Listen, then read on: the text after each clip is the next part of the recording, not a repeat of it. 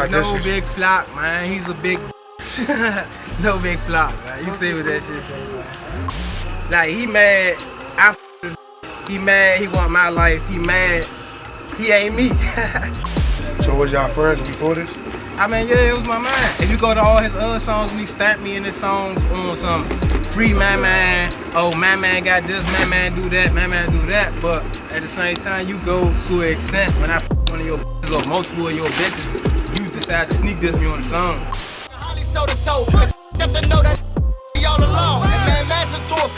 So he was real, he put on a good performance. Playing with me, talking about I'm snitching, rest in peace to Lil' Chris. Yeah, I know they miss him. Don't trip, his whole squad going lay there with him. Also new at 11, a Hampton University student died after falling from an I-64 bridge in Richmond this morning.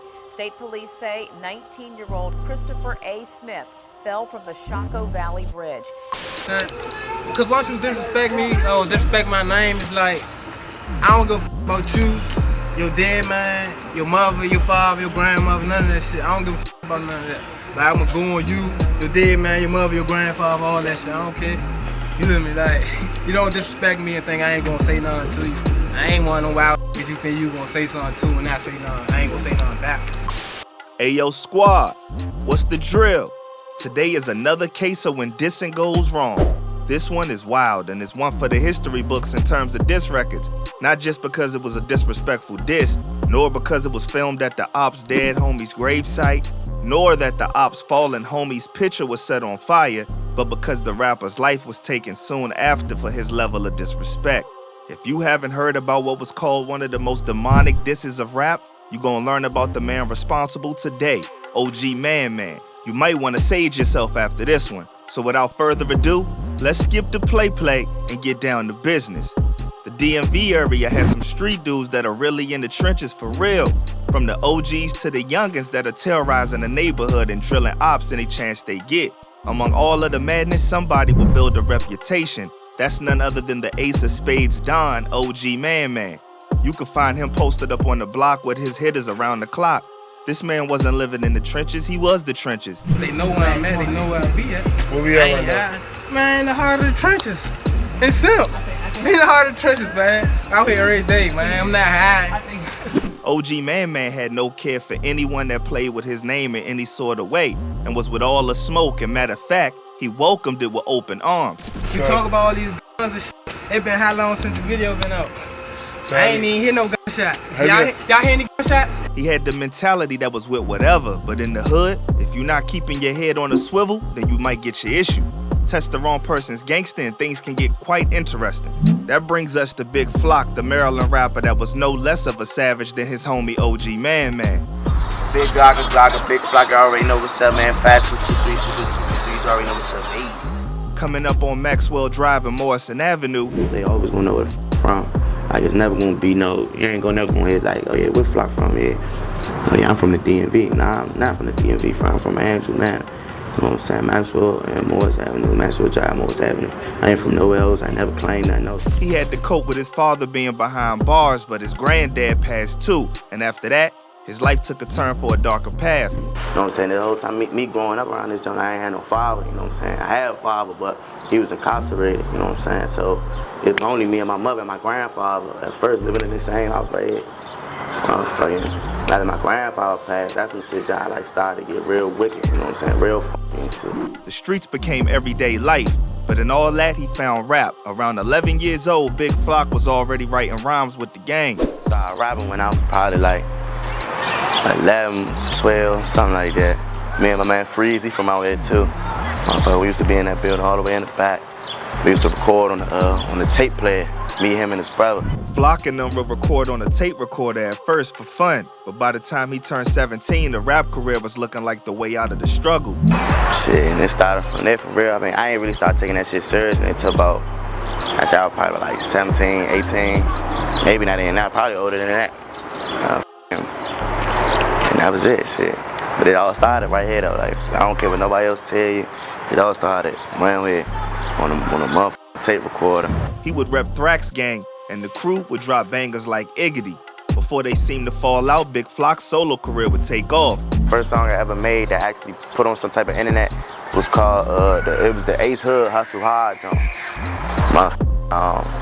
Shit, after that, came out with Thrax Party. That's when I actually got my name kinda, sorta out there. And after that, shit, it was full throttle. He credits his homie Lil Chris, aka C Diddy, for really pushing him and giving 100% support to make it as a rapper. Big Flock never downplayed how much he helped him make it whenever he spoke about his career. I definitely do this shit for C Diddy. That's no question. You know what I'm saying? Without him, without him, man, shit, I wouldn't be doing nothing. C Diddy was the homie holding it down for him when struggles got real. Matter of fact, they were so close, Big Flock recorded his debut mixtape, Trilluminati, in C Diddy's living room. 4-hour drive just to come, you know what I'm saying, record, bring the studio down there and record. We record in this living room. Because of the bond they had and support C Diddy showed, Big Flock's popularity boomed after the drop of the tape.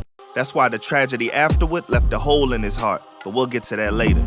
While he was grinding coming up, fellow DMV native OG ManMan was right there with him. The difference was ManMan wasn't really a rapper. He was a hitter if you let him tell it. Like, this was my man. I wasn't no rapper. I was behind the scenes. Like, mind you, I was the hitter. Like, you hear me? Yeah, he stamping my name on some hitter shit. Like, I was no rapper. Both were like a Magic Hood duo. Having served time in jail, both had the rap sheet and credentials of the hood. But all that was about to change. Two things escalated the beef that split them apart. And one of them was a female, allegedly. That's no surprise. Since the beginning of time, dudes always act a fool for a shorty and then she on to the next. This time, it was OG ManMan that messed up because he violated the bro code and dived in Big Flock's girl. Like, he mad. He mad, he want my life. He mad, he ain't me.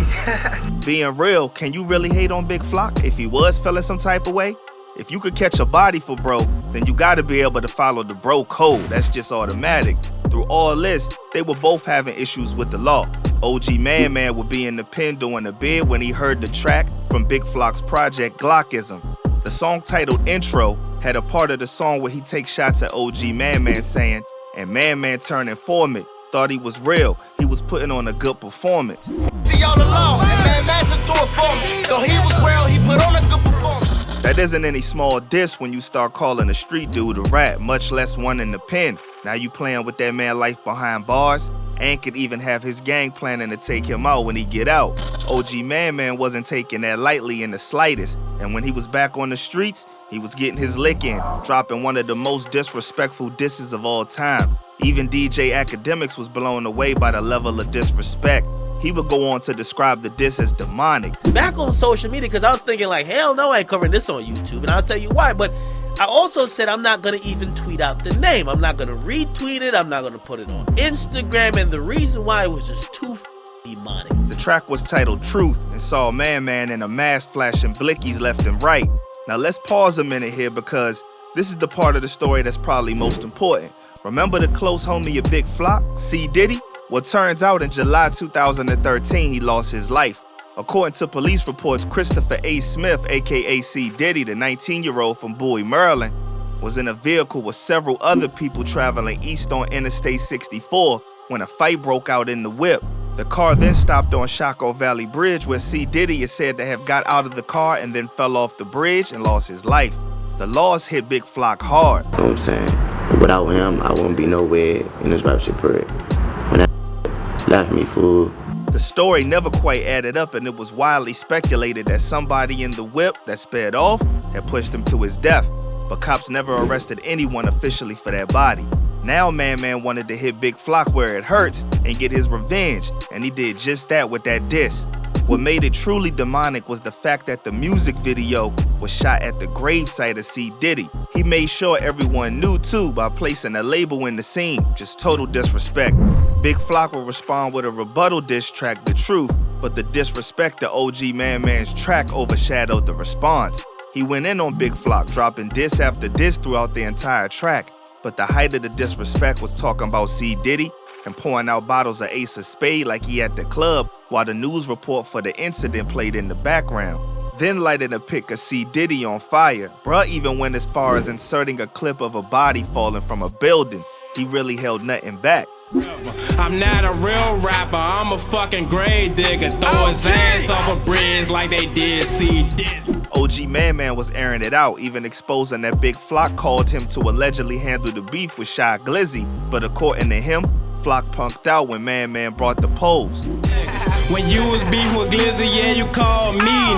What I do, I pulled up with a chopper and a 50. You a pussy nigga, you was scared to get bit. In an interview with Cutthroat TV, ManMan let it be known that he doesn't give a damn about no one that disrespects him. And I'm sure it felt good soaking up all that clout. Bro went from a hitter to now considering rap when he saw the song doing numbers. Unfortunately, he would never get a chance to go any further because, you know, things come full circle. Simple as that. And just a few weeks after releasing the music video, the ops caught OG ManMan lacking. Rapper was gunned down at a cookout in a Southeast apartment complex. This is real hard. This is hard. Every day I think of my son. Every day. On the night he was murked, Antonio Leach, aka OG ManMan, had gotten a phone call from someone who wanted him to come over to a cookout that was taking place behind the apartments on F Street in Southeast. When he pulled up, it was already too late. Someone walked up with the pole, firing multiple shots into ManMan, ending his life on the spot. The night he was killed, Antonio Leach had just gotten a phone call from someone asking him to come over here to a cookout that was taking place behind these apartments on F Street Southeast. There were a number of people here, but it's unclear exactly how many, when suddenly someone approached with a handgun, opened fire, hitting him multiple times. The last thing ManMan said to his pops was he was gonna be right back, a promise he wouldn't get to keep. I knew he was on the phone, and he left back out. When he reached for the door, I said, "Son, where you going?" He said, "Dad, I'll be right back in a minute." His parents' worst nightmare came true. After seeing the vid of their son's song, they were scared for his life. Lucia Leach and Anthony Jones are Antonio's parents. They knew about the video and worried it would lead to trouble. I was afraid, but I let him know I was afraid. And then that's when he promised me that, Mom, I'm going to stop. Because they had started going back and forth first. They started. Leach's parents say the feud began when Antonio's rival called him a snitch. Talking about I'm snitching. I think because of what he felt, because they saying he was a snitch, he felt threatened even by the general public. And I think that he felt in his heart that he had to retaliate that way. The case would go cold as witnesses took a code of silence out of fear. Cops would offer $25K for anyone with info in terms of who did it. Fingers automatically started pointing at Big Flock, but some in the streets heard rumors of it being a backdoor case by homies that was a result of the snitching allegations exposed by Big Flock. Either way, Big Flock would be tied into any of those scenarios. That connection of him to ManMan's hit became even more real when cops busted into his crib on a search warrant on October 19, 2016, just a few months after ManMan was murked. Cops would find firearms, ammunition, narcotics, and narcotics paraphernalia, as well as like $5,500 in cash. Because of his previous felony conviction, federal law prohibited Big Flock from possessing the gun and ammunition. He was looking at a maximum sentence of 10 years in prison for illegal possession of a firearm by a felon, and a maximum of 5 years in prison for possession with intent to distribute alprazolam. Big Flock would take a plea deal, being sentenced to 45 months in prison, followed by 3 years of supervised release. He dropped the album The Great Depression, The Whole Fan's Over. And in late 2019, he walked out a free man to pick up where he left off in the music game. Here ends the tale of the ace of spades Don, OG ManMan. Sad that friends had to turn enemies to the point where one lost his life. Big Flock has been staying away from his past life of crime to cherish the opportunity C. Diddy gave him and to provide a better life for his daughter and family and put his hood on the map. I quit robbing and shit and doing shit like that, you know what I'm saying? I quit that shit, gave that shit up. But, you know what I'm saying, I ain't never gonna get the streets up. I ain't never gonna get, you know what I'm saying, this rap shit up no more. Now that I know the talent I got, now that I know exactly what I got and how I can use it to my advantage and actually be something with that shit, man, I ain't giving that shit up. Cheers to the future for that man. So there you have it. Thanks for kicking it with your boy. Appreciate the love and support. I'll catch y'all when I spin back round for the next video. And remember, stay smart, stay alert, and stay real. I'm out, y'all.